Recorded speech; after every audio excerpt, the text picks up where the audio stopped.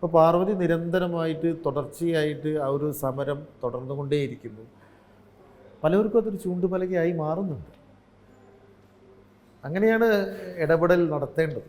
ആ ഇടപെടൽ തന്നെയാണ് കാലം അവശേഷിപ്പിക്കാൻ പോകുന്നൊരു സത്യം. ആ യാഥാർത്ഥ്യമാണ് അവശേഷിക്കുക. അല്ലാതെ ഓപ്പോസിറ്റായിട്ട് കളിച്ച ഇത്തരം നാടകങ്ങളൊന്നുമല്ല. ഇതായിരിക്കും അവസാനം നിലനിൽക്കുക, ഇത്തരം പ്രതിഷേധങ്ങൾ. അതൊരു വ്യക്തി എന്ന നിലയിൽ അപ്പുറത്തേക്ക് അതിന് വളർച്ചയുണ്ടെന്നാണ് ഞാൻ കാണുന്നത്. നിങ്ങളൊന്നും പറഞ്ഞാലും പറഞ്ഞില്ലെങ്കിലും നിങ്ങളൊക്കെ കാത്ത് കുറേ സാധനങ്ങൾ അപ്പുറം ഇപ്പുറമൊക്കെ വെയിറ്റ് ചെയ്യുന്നുണ്ട്. നിങ്ങളൊന്നും മിണ്ടിയിട്ടില്ലെങ്കിലും അവസാനം നിങ്ങൾ അവിടെ പോയി തല വെക്കേണ്ടി വരും. അപ്പോൾ അതിനുകൊണ്ട് പറഞ്ഞുകൊണ്ട് പോയിക്കോളൂ, അതാണ് നല്ലത്. ലിസ്റ്റിൽ പറഞ്ഞു എന്നുള്ള മനസ്സമാധാനമെങ്കിലും കിട്ടും.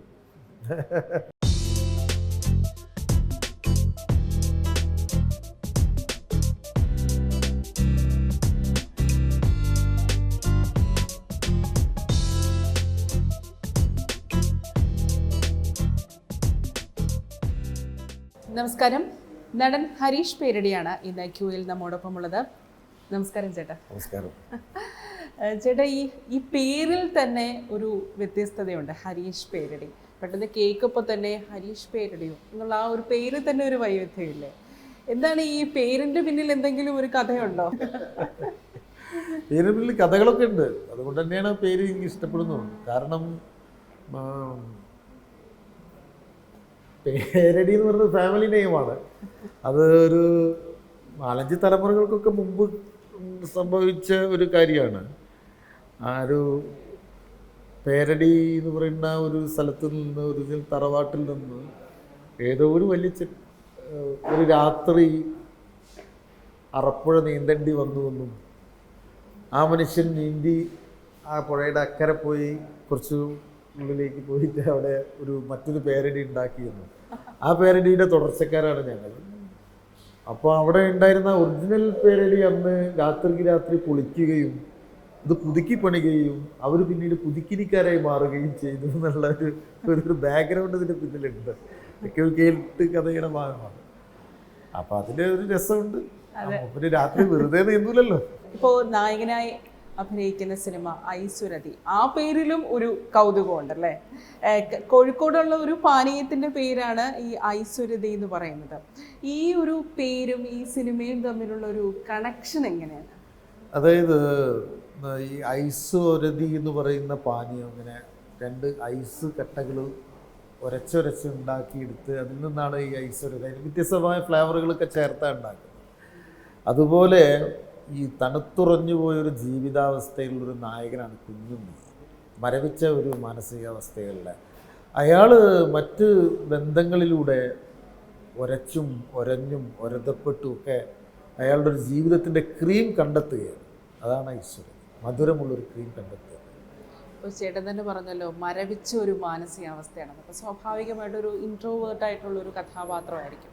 അപ്പോൾ ഹരീഷ് പേരടി എന്നൊരു നടൻ മലയാളി പ്രേക്ഷകർക്ക് മുന്നിൽ വളരെ ഗാംഭീര്യമുള്ള, അതേസമയം ഒരു പരുക്കനായിട്ടുള്ള കഥാപാത്രങ്ങൾ ചെയ്തിട്ടുണ്ട്, കോമഡി കഥാപാത്രങ്ങളും ചെയ്തിട്ടുണ്ട്. അപ്പോൾ ഇത്രയൊരു ഗാംഭീര്യമുള്ള കഥാപാത്രങ്ങളായിരുന്നു വിക്രം വേദയിലെ വില്ലൻ വേഷം, അതുപോലെ തന്നെ ലെഫ്റ്റ് റൈറ്റ് റൈറ്റിലെ വേഷം, സഹദേവൻ്റെ വേഷം. അപ്പോൾ ഇത്രയും ഒരു ഗാംഭീര്യമുള്ള വേഷം ചെയ്ത ഹരീഷ് പേരടി എന്നൊരു നടൻ ഇൻട്രോവേർട്ടായിട്ടുള്ളൊരു കഥാപാത്രം ചെയ്യുമ്പോൾ അതെങ്ങനെയായിരുന്നു? പ്രേക്ഷകർ അത് എങ്ങനെയായിരിക്കും കൺസീവ് ചെയ്യുന്നതിനെ കുറിച്ച് ചിന്തിച്ചിട്ടുണ്ടോ? അത് പ്രേക്ഷകരത് സ്വീകരിക്കും. കാരണം എന്താ വെച്ചാൽ നമ്മൾ വ്യത്യസ്തമായ ഒരു സാധനങ്ങൾ ചെയ്യുമ്പോഴാണല്ലോ പ്രേക്ഷകർക്കും കൂടുതൽ താല്പര്യം ഉണ്ടാവും, ഒരു നടനെ സംബന്ധിച്ചിടത്തോളം പോലെ തന്നെ. അപ്പം അതുകൊണ്ട് ഇയാൾ ഇതുവരെ നിങ്ങൾ പറഞ്ഞത് ശരിയാണ്, ഇതുപോലെ ഞാൻ ചെയ്ത പ്രകടനാത്മകത കൂടുതലുള്ള ഒരു കഥാപാത്രമല്ല ഇയാൾ. വളരെ ഉൾവലിഞ്ഞ, അധികം വേറൊരു ബോഡി ലാംഗ്വേജിൻ്റെ വേറൊരു ഭാഷ ഉപയോഗിക്കുന്ന ഒരു ആളാണ്. അതുകൊണ്ട് തന്നെ ഇയാളുടെ ഒരു മാനസികാവസ്ഥ എന്ന് പറയുന്നത്, ഇയാൾ ഈ 50 വയസ്സിൻ്റെ ഉള്ളിൽ ജീവിക്കുന്ന ഒരു മനുഷ്യൻ, 50 വയസ്സ് കഴിഞ്ഞൊരു മനുഷ്യൻ്റെ ജീവിതത്തിലുണ്ടാകുന്ന വിഷയങ്ങളാണ്. അപ്പം ഈ 50 കൊല്ലത്തിനുള്ളിൽ അയാൾ ജനിച്ച് വളർന്ന അയാളുടെ വീടും അയാളുടെ ആ പരിസരവും മാത്രമേ മാറാത്തുള്ളൂ. മറ്റയാളുടെ ചുറ്റുപാടുമുള്ള ആ നഗരം വലിയൊരു മഹാനഗരമായി വളർന്നിട്ടുണ്ട്. വലിയ ഫ്ലാറ്റുകൾ, വലിയ അതിൻ്റെ ഈ സിനിമയുടെ ഫസ്റ്റ് ഷോട്ട് തന്നെ അതാണ്. അതിൽ ആ നഗരത്തിൻ്റെ ഉള്ളിൽ, വലിയൊരു നഗരത്തിൻ്റെ ഉള്ളിലുള്ള ഒരു ചെറിയ വീട്ടിൽ ഒറ്റപ്പെട്ടു പോയൊരു മനുഷ്യൻ. ഒറ്റപ്പെടുക എന്ന് പറഞ്ഞാൽ അമ്മയുണ്ട്, അയാളും. അപ്പോൾ അയാൾക്ക് ആ ഒരു നഗരത്തോട് അയാൾക്ക് കമ്മ്യൂണിക്കേറ്റ് ചെയ്യാൻ, അയാളോട് സംസാരിക്കാനൊന്നും പറ്റാതെയായി പോയിട്ടുണ്ട്. അത്രയും മാറ്റങ്ങൾ അവിടെ സംഭവിച്ചിട്ടുണ്ട്. അയാൾക്ക് ആ പുതിയ ഭാഷയുടെ ഭാഷ എന്ന് പറയുന്നത് നമ്മൾ വർത്തമാനം മാത്രമല്ല, അത് സംസാരിക്കാൻ പറ്റാതെയാണ് അയാളുടെ ഉൾവലിയലിൻ്റെ ഒരു പ്രധാന കാരണമായിട്ട് തോന്നിയിട്ടുള്ളത്. പക്ഷേ അയാൾ ആ സമൂഹത്തോട് ചെറിയ രീതിയിൽ കമ്മ്യൂണിക്കേറ്റ് ചെയ്ത് തുടങ്ങുകയാണ്. അപ്പോഴാണ് നമ്മൾ മനസ്സിലാക്കുന്നത് ഇയാൾ പറയുന്ന കാര്യങ്ങൾ കുഞ്ഞു കാര്യങ്ങളാണെന്ന് തോന്നുന്നതല്ല ആണെങ്കിൽ പോലും അത് വലിയ യൂണിവേഴ്സലായ ലോകോത്തരമായ കാര്യങ്ങളാണ് എന്നുള്ള ഒരു സ്ഥലത്തേക്ക് ഇയാളതൊന്നും അറിഞ്ഞിട്ടൊന്നല്ല പറയുന്നത്, അതിൽ മാറുന്ന ഒരു സാധനം. കായംകുളം കൊച്ചുള്ളി സീരിയലിലെ കാക്കശങ്കരൻ എന്ന കഥാപാത്രം ഒരുപക്ഷെ മലയാളികൾക്ക് ഒരുപാട് ഇഷ്ടപ്പെട്ട കഥാപാത്രമായിരുന്നു. ആ കാക്കശങ്കരൻ്റെ ലുക്ക്, അതിനെ തുടർന്ന് കുറേ ആൽബങ്ങളും പാട്ടുകളൊക്കെ ഉണ്ടായിരുന്നു. അതിനുശേഷം ഒരുപാട് സിനിമകൾ അഭിനയിച്ചു. ഇപ്പോഴും ആ കാക്കശങ്കരൻ എന്ന ലുക്കിൽ പ്രേക്ഷകർ ഇപ്പോഴും ഐഡൻറ്റിഫൈ ചെയ്യുന്നുണ്ടോ സാറിനെ? തീർച്ചയായും അത് ഇപ്പോഴും ആളുകൾ എന്നോട് പറയുന്ന ഒരു സാധനം തന്നെയാണ് കാക്കശങ്കരൻ. കാക്ക അതേപോലെ നല്ലൊരു കഥാപാത്രമായിരുന്നല്ലോ.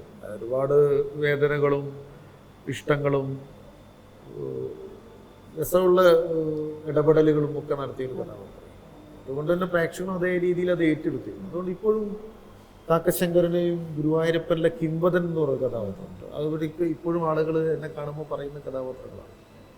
കൈതേരി സഹദേവൻ എന്ന കഥാപാത്രം, ആ ഒരു ബോഡി ലാംഗ്വേജും അതുപോലെ തന്നെ ആ ഒരു ശൈലിയും വളരെയധികം ഗാംഭീര്യമുള്ളൊരു ക്യാരക്ടറായിരുന്നു സിനിമയിൽ. പ്രേക്ഷകർക്കെല്ലാം ഒരുപാട് ഇഷ്ടപ്പെട്ട ആ ഒരു സിനിമയായിരുന്നു. ഒരു പക്ഷേ ഒരു ടേണിംഗ് പോയിന്റ് എന്ന് പറയുന്നത് ആ ഒരു സിനിമയായിരുന്നു.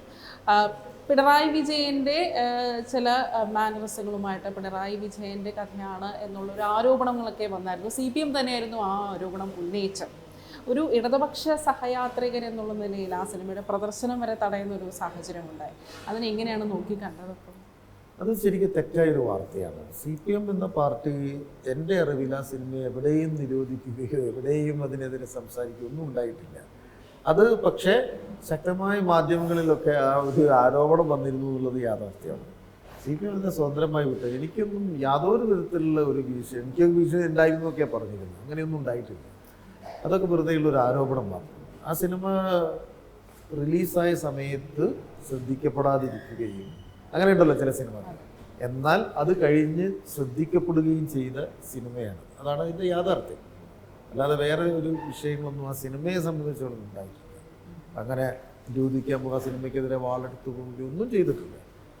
അതിൻ്റെതായ രീതിയിൽ എന്നുള്ള രീതിയിൽ വിടുകയാണ് ചെയ്യുന്നത്. പക്ഷേ ജനാധിപൻ എന്നുള്ള സിനിമയിൽ മുഖ്യമന്ത്രി ആ ഒരു കണ്ണൂർ വിശ്വൻ എന്ന കഥാപാത്രം അതിൽ വളരെയധികം വ്യത്യസ്തമായിട്ടുള്ള ഒരു കഥാപാത്രമായിരുന്നു.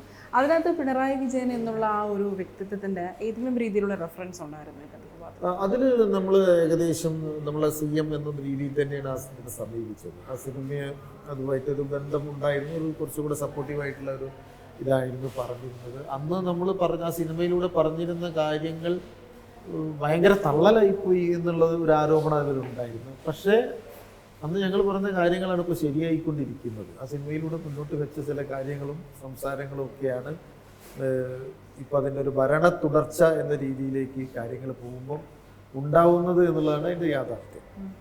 പലപ്പോഴും ഇടതുപക്ഷ സഹയാത്രികനായി നിൽക്കുമ്പോൾ തന്നെയും കാര്യങ്ങൾ തുറന്നു പറയാറുണ്ട്. അതിൻ്റെ ഭാഗമായിട്ടാണ് IFFK ബന്ധപ്പെട്ട ഒരു ആരോപണം ഉണ്ടായിരുന്നു. അത് വളരെയധികം തുറന്നു തന്നെ പറഞ്ഞായിരുന്നു. അതായത് അന്താരാഷ്ട്ര നാടകമേളയും വേണം, അതുണ്ടായിട്ടില്ലെങ്കിൽ, അങ്ങനെ ഒരു സംഭവം ഉണ്ടായിട്ടില്ലെങ്കിൽ തെരഞ്ഞെടുപ്പിൽ വോട്ട് ചെയ്യില്ല എന്നൊരു നിലപാട് മുന്നോട്ട് വെച്ചായിരുന്നു. ശരിക്കും ഈ ഒരു കൊറോണ സമയത്ത് സിനിമാക്കാർക്ക് കൊടുക്കുന്ന ആ ഒരു പരിഗണന എന്തുകൊണ്ടാണ് നാടകക്കാർക്ക് കിട്ടാതെ പോകുന്നത്? അതാണ് നമ്മുടെ പ്രധാന പ്രശ്നം. കാരണം എന്ന് പറഞ്ഞാൽ നാടകം എന്ന് പറയുന്ന ഒരു മാധ്യമത്തിലൂടെയാണ് സത്യത്തിൽ ലോകത്തിലെ ആദ്യത്തെ തെരഞ്ഞെടുപ്പിലൂടെ അധികാരത്തിൽ വന്ന മന്ത്രിസഭയായ EMS മന്ത്രിസഭ. അതിന് പ്രധാന കാരണം നാടകമായിരുന്നു. നാടകം ഉണ്ടാക്കിയൊരു ചലനമായിരുന്നു. നാടകത്തിലൂടെയാണ് അത് പറയപ്പെട്ടത്.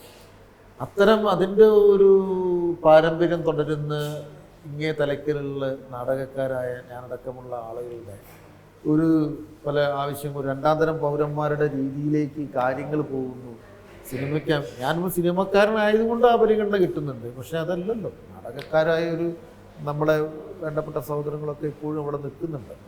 അപ്പോൾ ആ ഒരു വിഭാഗത്തെ കൂടി പരിഗണിക്കപ്പെടണം എന്നുള്ളത് തന്നെയാണ് ആ ഒരു വർത്തമാനത്തിൻ്റെ പിന്നിലുള്ള വികാരം.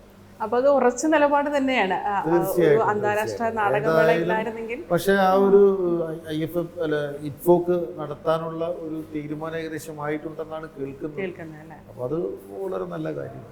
ഇനി നമുക്ക് സിനിമയിലേക്ക് വരികയാണെങ്കിൽ വിജയ് സേതുപതിയുടെ ഒപ്പം തന്നെ വിജയോടൊപ്പം നല്ല സിനിമകൾ, അവരുടെ സൂപ്പർ ഹിറ്റ് സിനിമകളിൽ അഭിനയിച്ചിട്ടുണ്ട്. കൂടുതലും വിജയ് സേതുപതിയുടെ ഒപ്പമാണല്ലേ.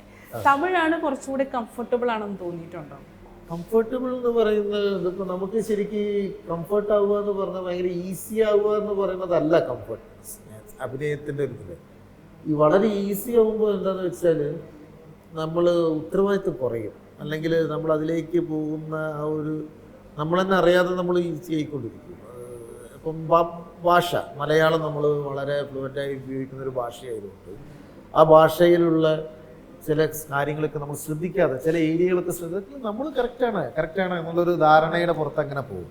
മറിച്ച് നമ്മൾ മറ്റൊരു ഭാഷയിലേക്ക് ചെല്ലും ആ ഭാഷയെക്കുറിച്ച് നമുക്ക് വ്യക്തമായ ധാരണയില്ല എന്നുള്ള ധാരണ നമുക്കുണ്ട്.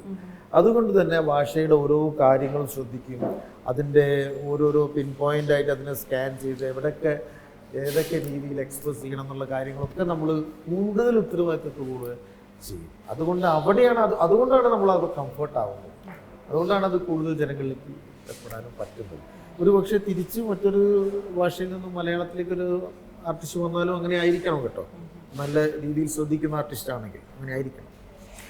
ജിത്തു ജോസഫിൻ്റെ ലൈഫ് ഓഫ് ജോസ് കുട്ടിയിലെ അച്ഛൻ കഥാപാത്രം ജീത്തു തന്നെ പല അവസരങ്ങളിലും പറഞ്ഞിട്ടുണ്ട്. ആ ഒരു അച്ഛൻ കഥാപാത്രം സ്വന്തം അച്ഛൻ, അതായത് ജീത്തുവിൻ്റെ അച്ഛനോട് സാദൃശ്യമുള്ള ഒരു കഥാപാത്രമാണെന്ന് പറഞ്ഞിട്ടുണ്ട്. അതായത് വിഷമങ്ങളെല്ലാം കടിച്ചു പിടിച്ച് സഹിച്ചിരിക്കുന്ന ആ ഒരു അച്ഛൻ, ശരിക്കും ആ ക്യാരക്ടറിന് ഒരു അണ്ടർപ്ലേ സ്വഭാവം ഉണ്ടായിരുന്നില്ലേ? ഉണ്ടായിരുന്നു. അത് ആ ഒരു സന്ദർഭം ജിത്തു തന്നെ എടുത്തു പറഞ്ഞ ചില സന്ദർഭങ്ങൾ, ആ മകൻ പുറത്തേക്ക് പോകുന്നതിൻ്റെ തൊട്ട് മുമ്പ് ഇയാൾ തമാശ പറയാൻ അറിയാത്ത ഒരാളാണ്, തമാശ പറഞ്ഞിട്ടില്ല ഇയാൾ ജീവിതത്തിൽ. പക്ഷെ ആ ഒരു ഭയങ്കരമായ ദുഃഖം ഇയാളുടെ മനസ്സിലുണ്ട്. ഇയാൾ പോകുന്നതിന് ഇയാൾ പുറത്തേക്ക് പോയിട്ട് ഇങ്ങനെയൊക്കെയാണ് ജീവിതം എന്നൊക്കെ പറയുന്നുണ്ടെങ്കിൽ പോലും ഉള്ളിനുള്ളിലുള്ള ആ ഒരു ഇതിനെ മറച്ചു വെക്കാൻ വേണ്ടി ആദ്യമായിട്ട് തമാശ പറയും. പക്ഷെ ആ തമാശ അവിടെ ഏൽക്കാതെ പോവുകയാണ് ആ തമാശ. അങ്ങനെ ഏൽക്കാതെ പോകുന്ന തമാശ പറഞ്ഞ് അഭിനയിക്കുക എന്നുള്ളതാണ് നമ്മളുടെ ഡ്യൂട്ടി. അപ്പോഴാണ് മറ്റുള്ള കഥാപാത്രങ്ങൾക്കൊക്കെ ഇയാളുടെ ഒരു വിഷമം മനസ്സിലാവുന്നത്. ആ തമാശയേക്കാളും അപ്പുറമുള്ള ഇയാളുടെ ഒരു വിഷമം കൂടുതൽ ആഴത്തിൽ പുറത്തേക്ക് വരികയൊക്കെ ചെയ്യുന്നതാണ് അതിൻ്റെ സന്ദർഭം. അതൊരു 6 ഷോട്ടോളം ഓക്കെ ഷോട്ട് പല റേഞ്ചിലായിട്ട് എടുത്തിരുന്നു. അത് കഴിഞ്ഞിട്ട് ജിത്തു ജോസഫ് എന്ന സംവിധായകനോട് പറഞ്ഞു, ഇതിൽ 6 ടേക്കും ഓക്കെയാണ്, അതിൽ ഏത് വേണമെന്ന് ഞാൻ എഡിറ്റിംഗ് റൂമിൽ തീരുമാനിക്കും എന്നൊക്കെ പറഞ്ഞൊരു രസകരം, അത് നല്ല ഫീഡ്ബാക്ക് ഉണ്ടായ ഒരു ഏരിയ ആയിരുന്നു.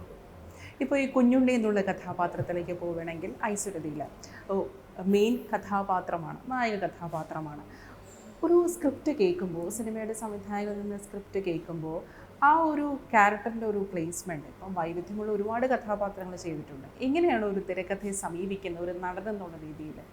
അതിൻ്റെ പ്രധാന ഒരു ഇതെന്ന് പറയുന്നത്, നമ്മൾ ഈ നാടക പഠനകാലത്തൊക്കെ തന്നെ നമ്മളുടെ കഥാപാത്ര വൈവിധ്യങ്ങളെക്കുറിച്ച്, കഥയുടെ വൈവിധ്യങ്ങളെക്കുറിച്ച്, ഏതൊക്കെ രീതിയിലേക്ക് അത് വളരാം, അതിന് വളർച്ച സംഭവിക്കാം എന്നൊക്കെയുള്ള ചെറിയ പാഠഭാഗങ്ങൾ നമ്മൾ പഠിച്ചു പോകുന്നത് കൊണ്ട് നമ്മളെ സംബന്ധിച്ചിടത്തോളം, എന്നെ സംബന്ധിച്ചിടത്തോളം മാത്രമല്ല അത്തരം ആളുകളെ സംബന്ധിച്ചിടത്തോളം, ഒരു സ്ക്രിപ്റ്റ് കിട്ടുമ്പോൾ, ഒരു കഥാപാത്രം നമ്മളെ മുന്നിലെത്തുമ്പോൾ പ്രാഥമികമായൊരു ധാരണ കിട്ടും. ഇയാൾ ഏത് വിഭാഗത്തിൽപ്പെട്ട ആളാണ്, ഏതൊക്കെ രീതിയിലായിരിക്കും ഇയാളുടെ കാര്യങ്ങൾ എന്നൊക്കെ നമ്മൾ ഒരു പ്രാഥമിക ധാരണ പെട്ടെന്ന് തന്നെ മനസ്സിലാക്കാൻ പറ്റും.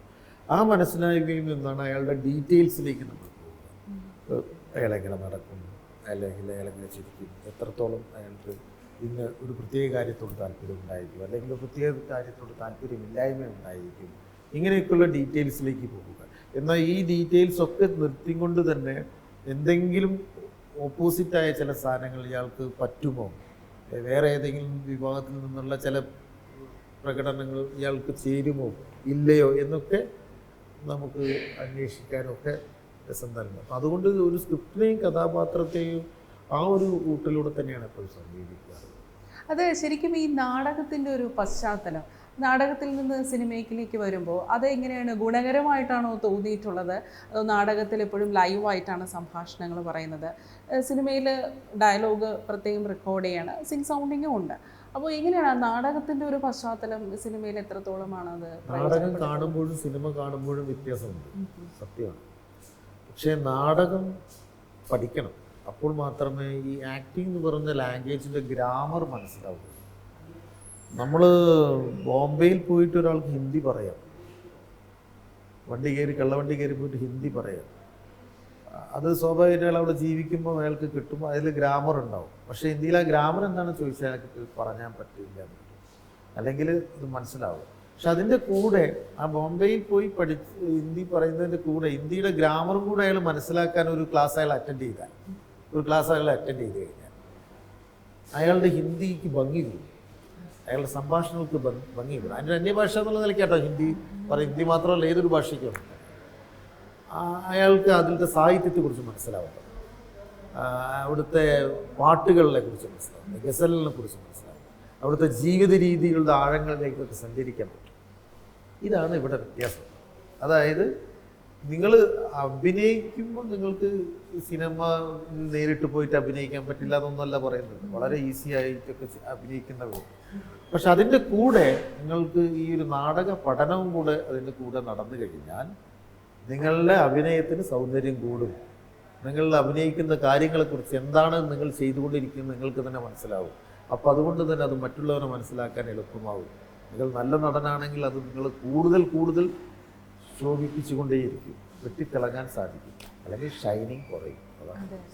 ശക്തമായ രാഷ്ട്രീയം പലപ്പോഴും നാടകക്കാർ മുന്നോട്ട് വയ്ക്കാറുണ്ടെന്ന്, പക്ഷെ പലപ്പോഴും സിനിമാക്കാർ വളരെ ഡിപ്ലോമാറ്റിക് ആയിട്ടുള്ളൊരു അപ്രോച്ചായിരിക്കും എല്ലാ വിഷയത്തിലും സ്വീകരിക്കുന്നത്. പക്ഷെ സാറ് അതിൽ നിന്ന് കുറച്ചൊന്ന് ഡിഫറെൻ്റ് ആയിട്ട് പറയേണ്ട കാര്യങ്ങൾ പറയാറുണ്ട്, എപ്പോഴും സോഷ്യൽ മീഡിയയിലൂടെയും അല്ലാതെയും പറയാറുണ്ട്.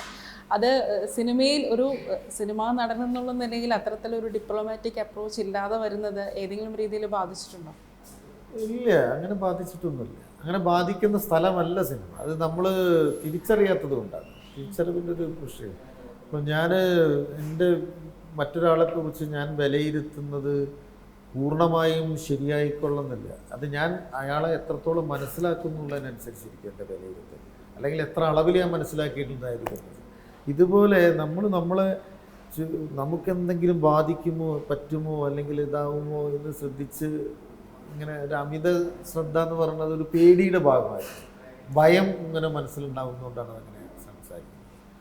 സത്യത്തിൽ അങ്ങനെ ഭയപ്പെട്ടിട്ടാണോ നമ്മൾ ജീവിക്കേണ്ടത്? അല്ലല്ലോ, നമ്മളല്ലാതെയല്ലേ ജീവിക്കേണ്ടത്. ഒരു പറയാനുള്ള കാര്യങ്ങളൊക്കെ കുറച്ചൊക്കെ പറഞ്ഞും പറയാതെയും ഒക്കെ രണ്ടുമാണ്, അങ്ങനെയൊക്കെ ഉണ്ടാവും. അതിനൊക്കെ ഒരു ശ്രമം നടത്തണ്ടേ? ശ്രമങ്ങളൊക്കെയാണ് നടത്തിപ്പോകുന്നത്. അത് നമ്മളെ ബാധിക്കുന്ന വിഷയമേ അല്ല, അങ്ങനെ ഒന്നും ബാധിക്കുന്ന ഏരിയ അല്ല. എല്ലാവരും അങ്ങനെ പൊട്ടന്മാരൊന്നും അല്ല. ഇപ്പോൾ ഈ ഏരിയയിൽ പ്രവർത്തിക്കുന്നവർ അങ്ങനെ പറഞ്ഞു കഴിഞ്ഞാൽ എന്താവും എന്ന് പറയുന്നവരല്ല. അതുകൊണ്ട് തന്നെയാണ്, അതായത് പാർവതിയുടെ നിലപാടിനെ കുറിച്ച് ചേട്ടൻ കൈക്കൊണ്ട ഒരു പാർവതി അനുകൂലിച്ചു കൊണ്ടുള്ള ഒരു ഇതായിരുന്നു. നമ്മളെപ്പോലുള്ള പുരുഷന്മാർക്കെല്ലാം ചൂണ്ടുവലകയാണ് പാർവതി എന്ന് സോഷ്യൽ മീഡിയയിലൂടെ പറഞ്ഞായിരുന്നു. നമുക്കറിയാം WCCയും അമ്മയും വളരെ വ്യത്യസ്തമായിട്ടുള്ള ചേരിയിൽ കൂടെയാണ് പോയിക്കൊണ്ടിരിക്കുന്നത്. അപ്പം ഇത്തരത്തിലൊരു നിലപാട് സ്വീകരിക്കുന്നത് ശരിക്കും അതൊരു റിസ്കി ആയിട്ടുള്ളൊരു ഒരു നീക്കമല്ലേ അത്? ഒരു അമ്മയുടെ ഭാഗത്ത് നിൽക്കുന്ന ഒരാളും കൂടെയാണ്, അമ്മയുടെ മെമ്പറും കൂടെയാണ്. അതുകൊണ്ടാണ് അതായത് പാർവതി അമ്മയുടെ മെമ്പറായി ഇപ്പോഴാണല്ലോ അല്ലാതെ ആയത്. അപ്പോൾ അവരെല്ലാവരും ഇപ്പോൾ അടുത്ത കാലത്തല്ലേ അല്ലാതെ. അതിലുള്ള ആളുകൾക്ക് പലരും ഇപ്പോഴും മെമ്പർമാരാണല്ലോ, ഞാനും മെമ്പറാണ്. ഒരു പാർവതി ആദ്യകാലത്ത് ചൂണ്ടിക്കാണിച്ച ചിലതിനോടൊക്കെ എനിക്ക് അഭിപ്രായ വ്യത്യാസം ഉണ്ടായിരുന്നു, ഇല്ല എന്നൊന്നും ഞാൻ പറയുന്നില്ല. പക്ഷേ ഈ അഭിപ്രായ വ്യത്യാസങ്ങൾ നിലനിർത്തിക്കൊണ്ട് തന്നെ വീണ്ടും ബന്ധപ്പെടുക എന്നുള്ളത് തന്നെയാണ് യഥാർത്ഥ രാഷ്ട്രീയം എന്ന് പറയുന്നത്. അതിപ്പം നമ്മൾ ഒരിക്കലും ഒരു അഭിപ്രായ വ്യത്യാസം പറഞ്ഞു അതുകൊണ്ട് അയാൾ പറയുന്ന എല്ലാ കാര്യങ്ങളും തെറ്റായി മാറും എന്ന് നമ്മൾ വിശ്വസിക്കാൻ തുടങ്ങുന്നത് ഒരു വലിയ മൂഢത്തരം. അപ്പോൾ അതല്ല, അവർ പറയുന്ന ഓരോ കാര്യങ്ങളെയും വീണ്ടും പഠിക്കുകയും ശ്രദ്ധിക്കുകയൊക്കെ ചെയ്യുന്നതിൻ്റെ ഭാഗമായിട്ടാണ് അനുകൂലിക്കേണ്ട സ്ഥലത്ത് അനുകൂലിക്കുകയും പ്രതികൂലിക്കേണ്ട സ്ഥലത്ത് പ്രതികൂലിക്കുകയും ചെയ്യുന്നത്. അപ്പോൾ പാർവതി നിരന്തരമായിട്ട് തുടർച്ചയായിട്ട് ആ ഒരു സമരം തുടർന്നുകൊണ്ടേയിരിക്കുന്നു. പലവർക്കും അതൊരു ചൂണ്ടുപലകയായി മാറുന്നുണ്ട്. അങ്ങനെയാണ് ഇടപെടൽ നടത്തേണ്ടത്. ആ ഇടപെടൽ തന്നെയാണ് കാലം അവശേഷിപ്പിക്കാൻ പോകുന്നൊരു സത്യം. ആ യാഥാർത്ഥ്യമാണ് അവശേഷിക്കുക. അല്ലാതെ ഓപ്പോസിറ്റായിട്ട് കളിച്ച ഇത്തരം നാടകങ്ങളൊന്നുമല്ല. ഇതായിരിക്കും അവസാനം നിലനിൽക്കുക, ഇത്തരം പ്രതിഷേധങ്ങൾ.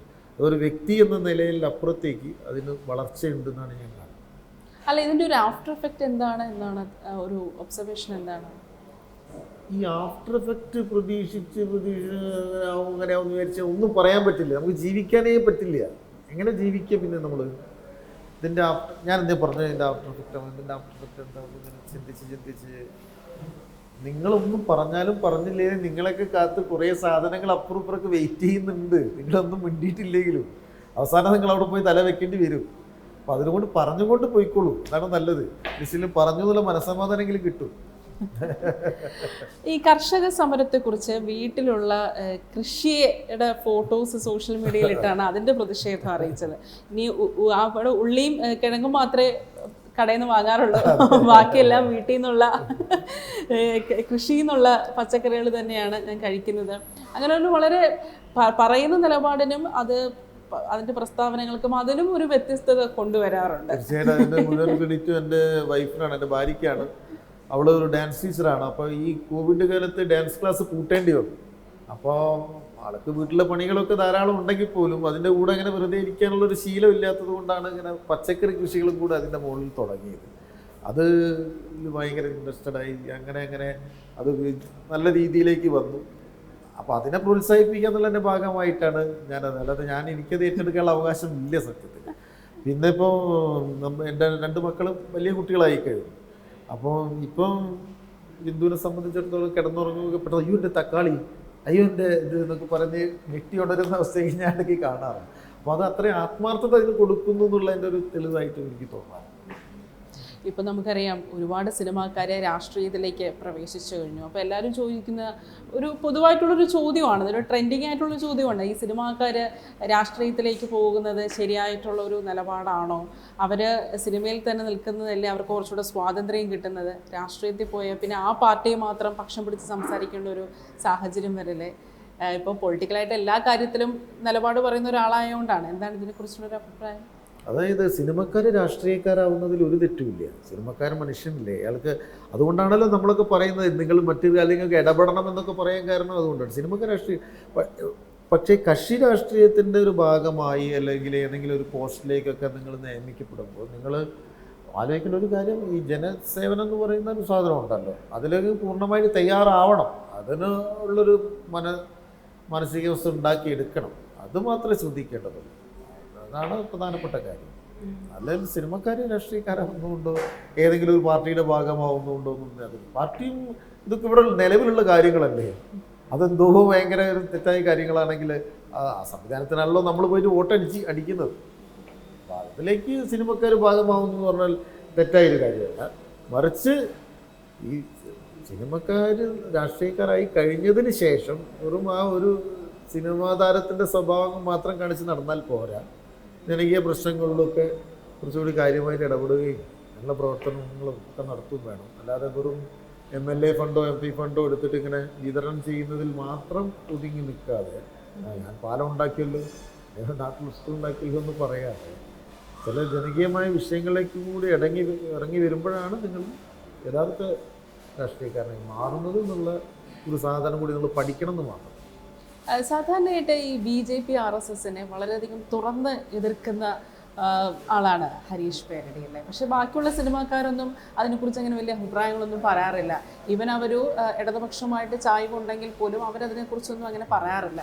എന്തുകൊണ്ടാണ് അങ്ങനെ ഒരു തുറന്ന് എതിർക്കുന്ന ഒരു സമീപനം? അല്ല, അത് ആ ഒരു കാര്യത്തിൽ മാത്രമല്ല, എല്ലാ കാര്യത്തിലും ഒരു തുറന്ന സമീപനമാണ് നമ്മൾ സ്വീകരിക്കാറുള്ളത്. കഴിയുന്നിടത്തോളം സമീപനം തന്നെയാണ് സ്വീകരിക്കാറുള്ളത്. അത് പറയുന്നതിൽ എന്താണ്, നമ്മൾ ഇവിടെ ഉള്ള കാര്യങ്ങളൊക്കെ തന്നെയല്ലേ പറഞ്ഞു, ഇല്ലാത്ത കാര്യങ്ങളൊന്നും പറയുന്നില്ല. അത് നമ്മളെ രീതി അങ്ങനെയാണ്. പറഞ്ഞുകൊണ്ട് അഭിപ്രായ വ്യത്യാസങ്ങൾ പറഞ്ഞുകൊണ്ട് തന്നെ ബന്ധപ്പെടുക എന്നുള്ളതാണ്. എത്രയോ BJP-കാരും RSS-കാരും ഇപ്പോഴും എൻ്റെ സുഹൃത്തുക്കളാണ്. ഞങ്ങൾ ഒന്നിച്ച് പ്രവർത്തിക്കുന്ന ആൾക്കാർ പോലും നമ്മളെ സുഹൃത്തുക്കളായിട്ടുണ്ട്. അത് അവർക്കറിയാം. അത് ആ രീതിയാണ് നമ്മൾ പോകുന്നത്, അല്ലാതെ വേറെ ഒന്നും അല്ലല്ലോ നമ്മൾ പറയുന്നത്. അഭിപ്രായ വ്യത്യാസങ്ങൾ പറയുന്നുണ്ട്, അത് കഴിഞ്ഞിട്ടും ബന്ധപ്പെടാമല്ലോ. ബന്ധപ്പെടാനുകൊണ്ട് എന്താ പ്രശ്നം? ഈ ഇടതുപക്ഷ സഹയാത്രിയാണെന്ന് തുറന്ന് സമ്മതിച്ചുകൊണ്ടാണ് ഞാൻ ഇങ്ങനെ ഒരു ചോദ്യം ചോദിക്കുന്നത് കേട്ടോ. അതായത് ഗ്രേറ്റ് ഇന്ത്യൻ കിച്ചൻ്റെ തുടക്കത്തിൽ താങ്ക്സ് സയൻസ് എന്നുള്ള ഒരു പറഞ്ഞുകൊണ്ടാണ് തുടങ്ങിയത്. അതിനെ വിമർശിച്ചായിരുന്നു. താങ്ക്സ് സയൻസ് എന്ന് പറയുന്നത് ശരിയായിട്ടുള്ള രീതിയല്ല, ദൈവത്തിന് തന്നെ നന്ദി പറയണമെന്നുള്ളത്. അതൊക്കെ ഒരു സംവിധാനം സംബന്ധിച്ചിടത്തോളം അത് അയാളുടെ സ്വാതന്ത്ര്യമല്ലേ? അതിലൊരു ചെറിയ തിരുത്തുണ്ട്. ദൈവത്തിന് തന്നെ നന്ദി പറയണമെന്ന് ഞാൻ പറഞ്ഞിട്ടില്ല, ഒരിക്കലും എവിടെയും ഞാൻ പറഞ്ഞിട്ടില്ല. ഞാൻ പറഞ്ഞത് ശാസ്ത്രത്തിന് നിങ്ങൾ നന്ദി പറയാൻ തുടങ്ങുമ്പോൾ നിങ്ങൾ അത് കുറേ ആൾക്കാർ ഫോളോ ചെയ്യപ്പെടാൻ സാധിക്കും. ശാസ്ത്രം എന്ന് പറയുന്നത് നിങ്ങൾ നന്ദി ആഗ്രഹിച്ച് പ്രവർത്തിക്കുന്ന ഒരു ഇടമേ അല്ല, അത് സ്വതന്ത്രമായിട്ട് പോകുന്ന മറ്റൊരിടമാണ്. അതിനെ ഒരു മതം പോലെയോ ദൈവം പോലെയോ ആക്കാതിരിക്കുക എന്നുള്ള ഒരു ക്രിയേറ്റീവായ ചർച്ചയ്ക്കാണ് തുടക്കം. അല്ലാതെ ആ സിനിമ എനിക്ക് ഇഷ്ടപ്പെടായ്മയോ അല്ലെങ്കിൽ ആ സിനിമയുടെ ആളുകളോട് വിമർശനമോ ഒന്നുമില്ല. അവർ വളരെ രസകരമായിട്ട് അവരുടെ കാര്യങ്ങൾ മുന്നോട്ട് വെച്ച് അവരുടേതായ രീതിയിൽ വ്യക്തിപരമായ അഭിപ്രായങ്ങളോ അഭിപ്രായ വ്യത്യാസങ്ങളൊക്കെ നിലനിർത്തുമ്പോൾ തന്നെ ആ ഒരു സിനിമ ഒരുപാട് ആളുകളിലെ മുന്നോട്ട് ഭയങ്കര രസകരമായ കാര്യങ്ങളാണ് മുന്നോട്ട്. ആ കാര്യത്തിൽ അവർ നല്ലൊരു ശതമാനം വിജയിക്കുകയും ചെയ്തു. അപ്പോൾ അതുപോലെ ചെറിയൊരു OTT പ്ലാറ്റ്ഫോമിൻ്റെ സാധ്യത എന്താണെന്നത് ആ സിനിമ ബോധ്യപ്പെടുത്തി. അങ്ങനെയുള്ള ഒരുപാട് സംഭവങ്ങൾ. മറ്റേതൊക്കെ നമ്മളിപ്പം ഇഷ്ടപ്പെട്ടാലും ചില ചർച്ചകളൊക്കെ നടക്കണ്ടേ, അല്ലാതെ എന്താ എല്ലാവരും പറയണ ശാസ്ത്രം നന്ദി, ഓക്കെ വെരി ഗുഡ്, നാളെ മുതൽ എല്ലാ ശാസ്ത്രം, അത് നല്ലതാണ്, അതിനെപ്പറ്റി പറഞ്ഞാൽ അപ്പോൾ അങ്ങനെയുണ്ട്. ഇപ്പോൾ ഈ ഗ്രേറ്റ് ഇന്ത്യൻ കിച്ചൺ എന്ന് പറയുന്ന ആ ഒരു സിനിമയുടെ അനുകൂല വക്താക്കളൊക്കെ ഞാൻ ശ്രദ്ധിച്ചെന്താന്ന് വെച്ചാൽ ആ സിനിമയെ പറ്റി ഒന്നും പറയാൻ പാടില്ല, പറഞ്ഞാൽ നിങ്ങൾ പിന്തിരിപ്പൻ എന്നൊക്കെയുള്ള പോലത്തെ ഒരു സമീപനായി. ഈ ഇതിൽ ഇപ്പം നമ്മൾ വർഗീയ കക്ഷികളൊക്കെ വിമർശിക്കുമ്പോൾ അവിടെ നിന്നൊക്കെ തെറിവിളികളൊക്കെ ഉണ്ടാവാറുണ്ട്. അതേപോലെ എടാ പോടാ വണ്ടി എന്നൊക്കെ പറയുന്ന അവസ്ഥയാണ് ഇതിൽ കേൾക്കുന്നത്. നമുക്ക് കാണുമ്പോൾ ചിരിയാണ് വരുന്നത്. അപ്പോൾ ഞാൻ പറഞ്ഞ സ്ഥലത്തേക്ക് എത്തുകയാണ്, ഒരു മതത്തിൻ്റെ അവസ്ഥയിലേക്ക് പോവുകയാണത്. അത് അങ്ങനെ പാടില്ല, അതിനെ നമ്മൾ എതിർക്കുന്ന വേണ്ട, അല്ലാതെ സിനിമയല്ല എതിർക്കുന്നത്. ആ ഒരു ആറ്റിറ്റ്യൂഡിനെയാണ്. ഇപ്പോൾ സിനിമകളിൽ ഇത്രയും വൈവിധ്യമുള്ള ഒരുപാട് കഥാപാത്രങ്ങളൊക്കെ ചെയ്തു, തിരക്കഥയിലോട്ട് സംവിധാനത്തിലോട്ട് അത്തരം പദ്ധതികളൊക്കെ ഉണ്ടോ? തീർച്ചയായിട്ടും. അത് സംവിധാനമല്ല, അല്ലാത്ത ചില പദ്ധതികളുണ്ട്. അത് ഇപ്പോൾ ഉടനെ അനൗൺസ് ചെയ്യാൻ പോവുകയാണ്. അതിൻ്റെ ചില ചർച്ചകളും കാര്യങ്ങളൊക്കെ നടക്കുന്നു. അതുകൊണ്ടാണ് ഞാനത് എന്ത് ചെയ്തതൊന്നും വെളിപ്പെടുത്താത്തത്. അത് തീർച്ചയായും അഭിനയമല്ലാത്ത ചില മേഖലകളിലേക്കും കൂടി കൈവയ്ക്കുന്നുണ്ട് സിനിമയിൽ.